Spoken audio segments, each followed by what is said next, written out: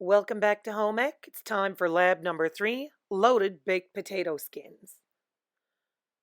You're going to start this one off with 4 medium potatoes. You're going to drop them in your sink and you're going to give them a good solid scrubbing with your potato brush. You want to get off all the dirt because potatoes grow in the ground. Once your potatoes are clean, you're going to want to cut off any spots you don't want to eat. There's a little bit of damage here. I'm being careful. My finger's not touching my blade when I cut it off. And sometimes you use a little tool like the eye remover on the end of my potato peeler to pop the eye right out, and then you take those little bits and you throw them in the garbage. Once your potatoes are clean, you want to dry them off with some paper towel. Your next step is to cut your potatoes open lengthwise. You want to be careful with your knife so that you're not cutting into the palm of your hand, and you want to make sure your fingers are away from the blade. Move your potato halves to a plate so you can put them in the microwave. The next step, olive oil, 1 tablespoon measured into a small bowl, and use your pastry brush to brush the olive oil onto the potatoes. Start with the cut sides, make sure you cover it all. A little sprinkle of salt and pepper goes on your potatoes next. Yes, I have Winnie the Pooh and Tigger salt and pepper shakers. If you don't have salt and pepper shakers, put some in the palm of your hand, take a pinch and sprinkle. Then flip them over, repeat on the other side. And then you want to use a fork or a sharp knife very carefully to poke holes on both sides of your potato pieces. Then you're going to pop them in the microwave for 4 minutes, flip them over, and microwave for 4 more minutes. While your potatoes are in the microwave, you can do your other prep. You'll need to spread some tinfoil on top of a baking sheet, and then, using your pastry brush and the leftover olive oil, spread it over the surface of your tinfoil. Now you're ready to make your seasoning for your potatoes.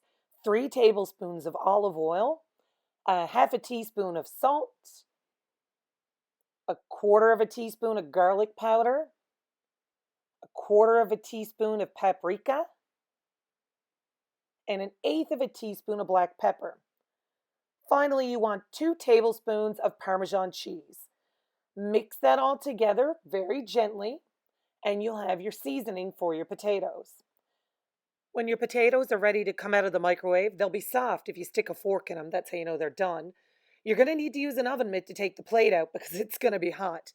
Use your tongs that you find in your kitchen to move your potatoes to a cutting board. And then use your tongs again to hold onto the potatoes while you use a spoon to scoop out most of the inside of the potatoes. You want to leave about a 1/4 inch of potato inside the skin. If you leave too much, you'll have a lot more potato taste. You take out too much, well, then you'll probably end up breaking the skin. Not critical either way. You can also use a sharp knife to cut around and kind of make the outline of where you want to scoop out, and then switch to your spoon. Now take that seasoning that you made up, use your pastry brush, and brush it over the cut sides of the potato. You want to coat it completely, but not use all your seasoning, because you're also going to do the same thing on the back side of the potato. And you're going to leave them with the cut sides down when you pop this in the oven for 8 minutes. At the 8-minute mark, pull them out of the oven, turn them over, and then put them right back in for 6 more minutes, still at 475. Baking your potatoes at a high temperature on each side is what makes your potato skins crispy. After that, you want to add all of your cheese into the shells of your potatoes, and then you're going to add your bacon bits. Don't add the green onions yet.